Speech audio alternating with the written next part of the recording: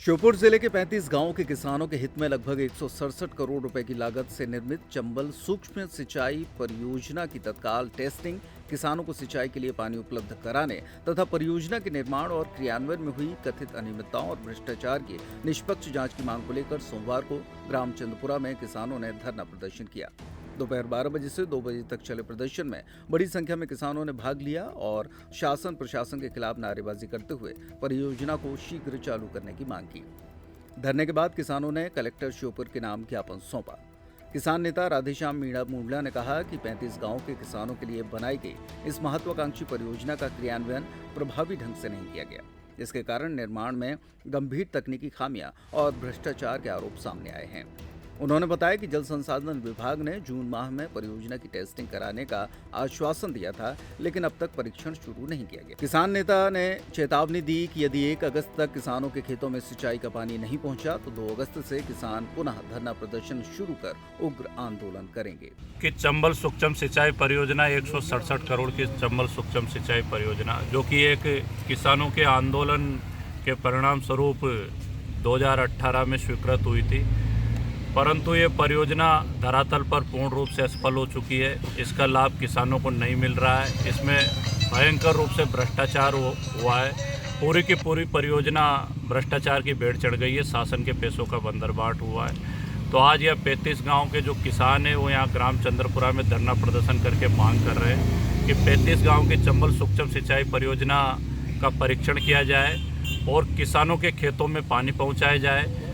जिन लोगों ने संबंधित कंपनी, सिंचाई विभाग और प्रशासन के जो अधिकारी जिन्होंने इसमें भ्रष्टाचार किया है, शासन के पैसों का बंदरबाट किया है, उनको दंडित की जाए, उन पर कार्रवाई की जा रही कार्रवाई की जाए। इन मांगों को लेकर 35 गांव से संबंधित क्षेत्रीय किसान यह धरना प्रदर्शन कर रहे हैं। अगर किसानों की मांग नहीं मानी गई तो आने वाले समय में किसान और भी व्यापक और उग्र आंदोलन करेंगे।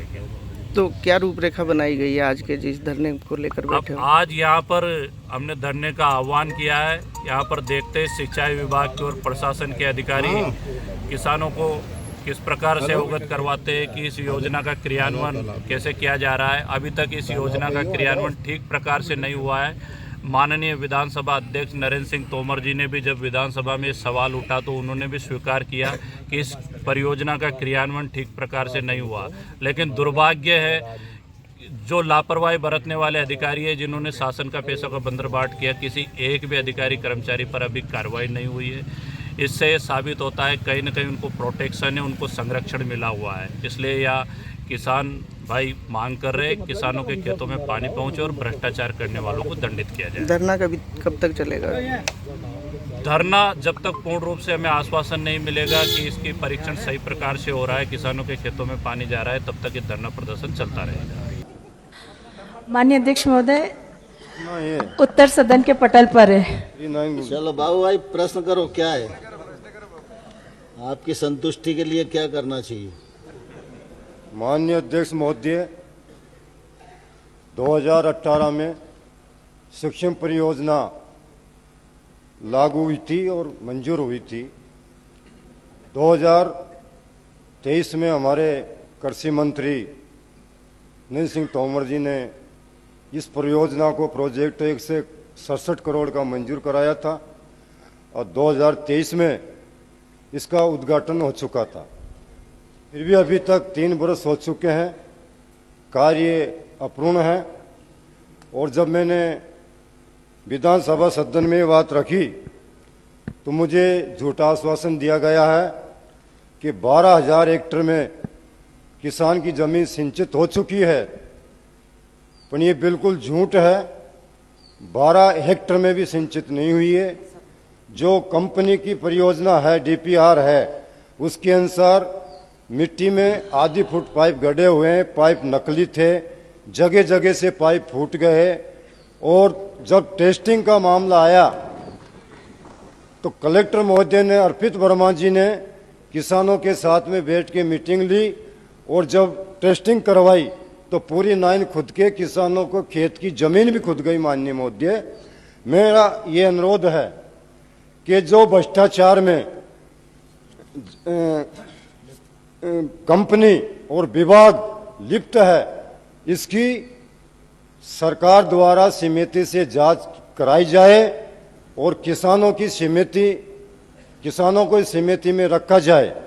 मैं वादा कर रहा हूं कि अगर 12,000 हेक्टेयर में भी पानी लगा हो तो मैं विधायक पद से इस्तीफा दे दूंगा, क्योंकि मैं किसान का बेटा हूं। 35 गांव सूखे में बर्बाद है। अभी धान की बोने का समय है, पर पानी के अभाव में उनकी ट्यूबवेलों में भी पानी नहीं है। बाबू भाई आप जवाब आ जान दो, फिर दूसरा प्रश्न कर लेना। नर्मदा केयर अस्पताल छतरपुर का एकमात्र सर्व सुविधा युक्त अस्पताल, जहां 24 घंटे मिलती है आपातकालीन और नियमित चिकित्सा सेवाएं। कुशल और अनुभवी डॉक्टरों की सबसे बड़ी टीम जो करती है आपकी कंप्लीट केयर। क्रिटिकल केयर के लिए सबसे आधुनिक आईसीयू वार्ड, जिसमें उपलब्ध है ventilator, ECG, TMT, echo, ultrasonography, CT scan, xray, phototherapy, dialysis और पैथोलॉजी की संपूर्ण सुविधा। मानवीय चिकित्सा मूल्यों पर आधारित सभी प्रकार के ऑपरेशन का लाभ पाएं। हृदय रोग, ब्रेन स्ट्रोक, पीलिया, मधुमेह, किडनी रोग, अस्थमा, डेंगू, मलेरिया के प्रभावी इलाज की सुविधा, पित्त की थैली यानी गाल ब्लैडर का ऑपरेशन, साथ ही endocrine surgery, gastro intestinal surgery सहित पेट और हड्डी से संबंधित सभी ऑपरेशन के लिए सबसे आधुनिक ओटी की सुविधा। हमारे महिला और प्रसूति विभाग में रखा जाता है जच्चा बच्चा का पूरा ध्यान। नर्मदा केयर अस्पताल में अब पाइए radiology, cosmetology, child care, dental care और मेडिसिन विभाग की आधुनिक इलाज सुविधाएं, हेल्थ इंश्योरेंस यानी कैशलेस इलाज की सुविधा। तो अपने मरीज की कंप्लीट केयर के लिए अब झांसी ग्वालियर क्यों भागना, जब सीमित शुल्क में नर्मदा केयर अस्पताल दे रहा है यह मौका आपके अपने छतरपुर में। हमारा पता है नर्मदा केयर अस्पताल, LIC के सामने, जवाहर रोड, छतरपुर। हमें फोन करें 9039025934।